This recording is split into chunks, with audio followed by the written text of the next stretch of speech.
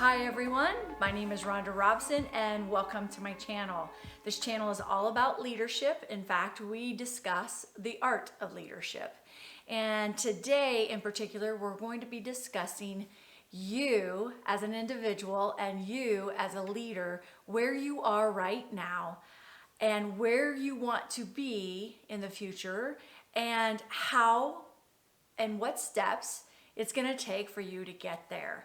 So what I'd like to discuss is just how you as an individual become a better person, a better version of yourself to be a better leader. So let's get started. Let's start with you. You need to discover who you are as a person. And I know that seems simple enough. It does take some thought of who you currently are and who do you want to be. I think we as individuals know who we are, but how we are perceived to others and what our brand is may be totally different than who we feel we are. Does that make sense? So what I'd like you to do is to start thinking about what brand or who do you want to strive to be like? What do you want your brand to say? And what do you want others to perceive you as? Do you want them to perceive you as an authentic leader? Do you want them to perceive you as an ethical leader? Someone who is willing to get their hands dirty and do the project too? Or what is that perception that you want? And what is that brand that you want? Because it's important for you to know that in order to put the steps in place for your plan. Knowing who you are as a leader is important. Knowing where you want to go is also important. Knowing the brand that you currently have or the perception that people have for you or the perception that people have of you. What do you want that perception to be, right? Those are important items that you need to think through. Then how do you get there? So you know who you are as an individual, you know now how people are perceiving you, and you know where you want to be. How do you bridge that gap and get there? Well, let me give you some examples and some ideas for you in order to do that. First, you need to assess your skills, your capability, your education, your experiences, and even your competencies. You need to know where you're at, and you need to know where others perceive you where you're at too, because you may think you're a good communicator, but maybe your supervisor feels you don't communicate well with them at all. So it is important for you to understand that. So what I have done is I do a skill assessment on myself about every 6 months. Now, since COVID has happened, I haven't done it, and I probably will need to as soon as this video is done, because I was just thinking about that I haven't done it in a while. But you need to acknowledge where your skills are at.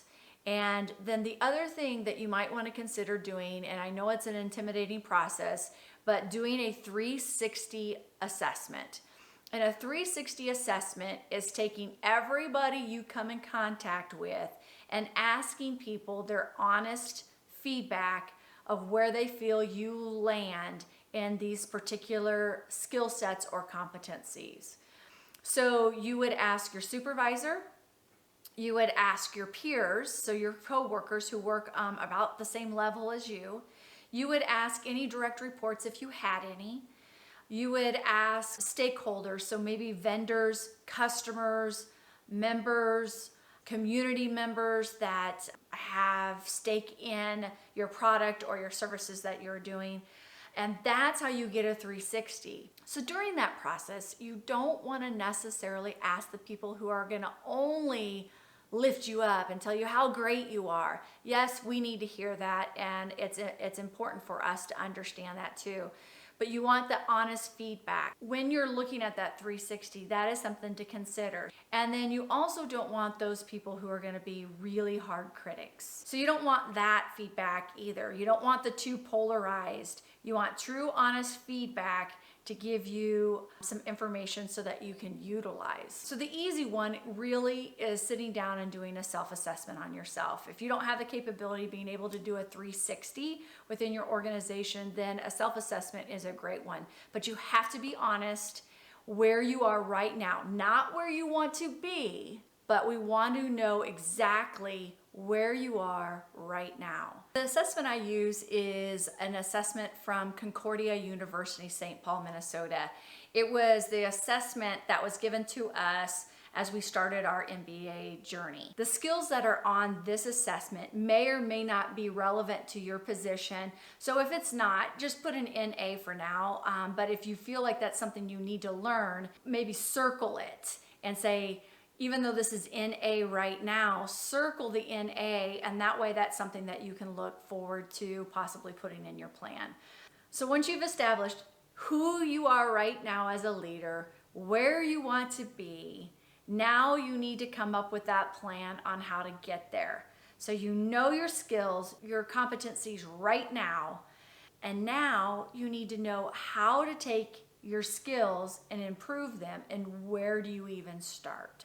So your next steps are to take a look at those skills and decide, can those skills be taught or learned or experienced through work? And if they can be, maybe you can go to your supervisor and say, hey, I'm working on some of these skills. Is there a project out there that I can be a part of? Because we know that 80% of learning happens on the job. And so that's extremely important to make sure that you're doing projects that are going to stretch you to your limits and help you to grow and be that better leader that you want to be. You also need to take a look at trainings. Within the organization, are there some opportunities for trainings, or do you need to go seek trainings elsewhere? Then of course there's a decision on, do you go back to school? Is it time to get your college degree? Is it time to just take some college classes? And that was a struggle for me to decide when it was for me to go back and get my MBA. And did I really need it for the amount of money I was going to have to spend? And so education is extremely important along with the training. The last thing that I want to talk about is help. Yes, training is important. Yes, education is important, but it is not the only thing. You need to be able to be coached and to be able to have somebody honestly help you through the process. Getting somebody who is willing to be a mentor and getting a separate person who is willing to be your coach. I had both. I was actually able to go shadow my mentor for a day. She was the CEO of a similar organization, and it was during that process that I discovered that that's exactly what I wanted to be. And so that helped push me into that next level. So having a mentor is extremely important. And there's a difference between a mentor and a coach. A mentor can give you advice, they can tell you what they've done, they can kind of help tell you what to do if you really need that.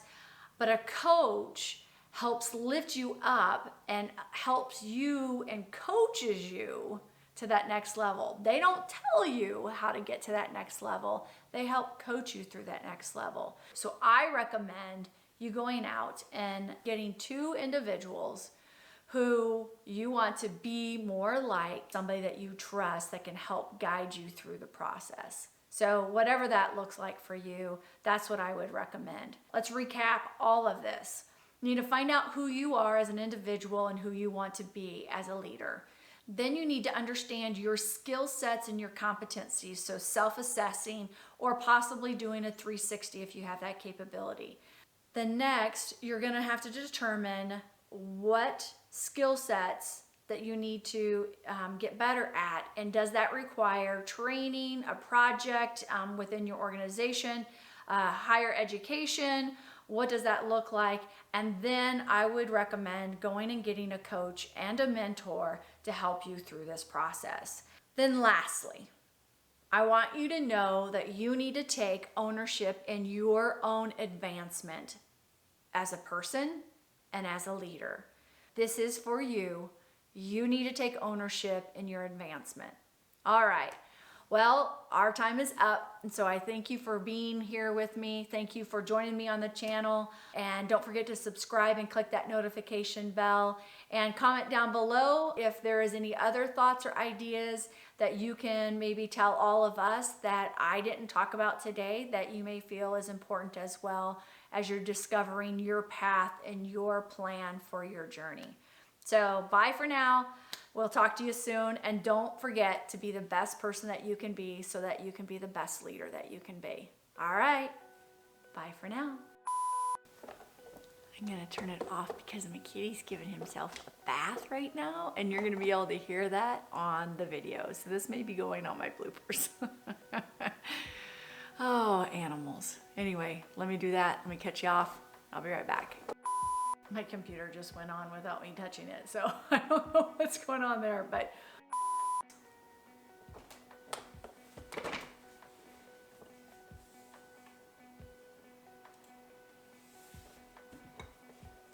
told you my computer was coming on.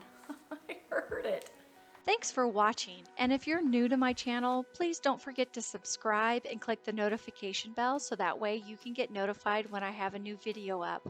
Thank you for watching, and have a great day.